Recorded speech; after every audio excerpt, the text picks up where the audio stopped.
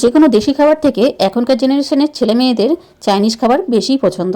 এই যেমন momo, Manchurian, chilli chicken. নমস্কার বন্ধুরা, মামনি রান্নাঘরে আবার একবার সকলকে স্বাগত। আজ আবার মেয়ের আবদারে বানালাম চিলি চিকেন আর ফ্রাইড রাইস। চলো তাহলে চিলি চিকেনের রেসিপিটা তোমাদের সাথে শেয়ার করি। দুদিন আগে চিকেন এনেছিলাম, সেই চিকেন থেকে কয়েক পিস বোনলেস চিকেন তুলে রেখেছিলাম। সেই চিকেনটাকেই ছোট ছোট পিস করে নিয়েছি। এই চিকেনের পিসের মধ্যে দিয়ে দিলাম স্বাদ অনুসারে লবণ, গ্রেট করা আদা ও রসুন 1 চামচ করে, 1 চামচ সয়া সস, 1/2 চামচ লঙ্কা গুঁড়ো, সাথে দিলাম 3 চামচ কর্নফ্লাওয়ার।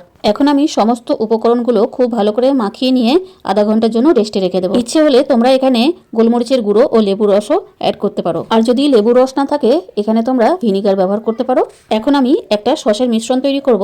এখানে নিচ্ছি বড় চামচের 1 চামচ সয়া সস আর 3 চামচ টমেটো সস। আর যদি বাড়িতে চিলি সস আনা থাকে তাহলে তোমরা এখানে চিলি সসও অ্যাড করতে পারো।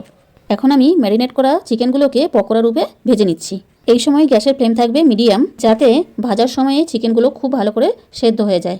উল্টে পাল্টে একদম লাল লাল করে মচমচা করে ভেজে নিতে হবে, যাতে কোনো রকমভাবেই কাঁচা না থাকে। দেখো চিকেন পকোড়ার কালারগুলো কত সুন্দর এসছে, তাই না?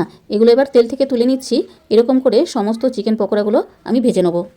এবার বলো তোমরা কে কোথা থেকে আমার এই ভিডিওটা দেখছো, যাতে আমি তোমাদেরকে ধন্যবাদ জানাতে পারি। সমস্ত চিকেন পকোড়াগুলো আমি ভেজে নিয়েছি। এর থেকে কয়েক পিস চিকেন পকোড়া ভাজতে ভাজতেই খেয়ে ফেলেছে। চিলি চিকেন বানাতে খুব বেশি তেল লাগে না।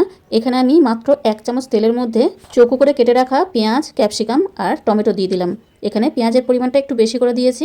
এখানে পেঁয়াজ ও ক্যাপসিকামগুলো খুব বেশি কড়া করে ভাজতে হবে না, মাত্র 2 থেকে 3 মিনিট একটু সটে করে নিয়ে নিজেদের প্রয়োজন অনুসারে কুচনো কাঁচা লঙ্কা, তার সাথে গ্রেট করা আদাটা দিয়ে দিলাম। আচ্ছা, তোমরা এরকম রেস্টুরেন্ট স্টাইল চিলি চিকেন দিয়ে কি খেতে ভালোবাসো? আজ যেমন আমি বানিয়েছি ফ্রাইড রাইস, অন্যদিন আমি নুডলসের সাথেও এই চিলি চিকেনটা বানিয়ে থাকি। পেঁয়াজটা যাতে খুব তাড়াতাড়ি নরম হয়ে যায় সেই কারণে আমি এখানে দিয়ে দিয়েছি স্বাদ অনুসারে লবণ আর সামান্য পরিমাণে লঙ্কা গুঁড়ো। মাত্র 2 থেকে 3 মিনিট একটু নাড়াচাড়া করে নিলাম। এখন আমরা গ্রেট করা বেশ কিছুটা রসুন নিয়ে নিয়েছি। এই ধরো দুটো গোটা রসুনকে গ্রেট করে নিতে হবে, কারণ এই চিলি চিকেনের মধ্যে রসুনের ফ্লেভারটা দারুণ লাগে।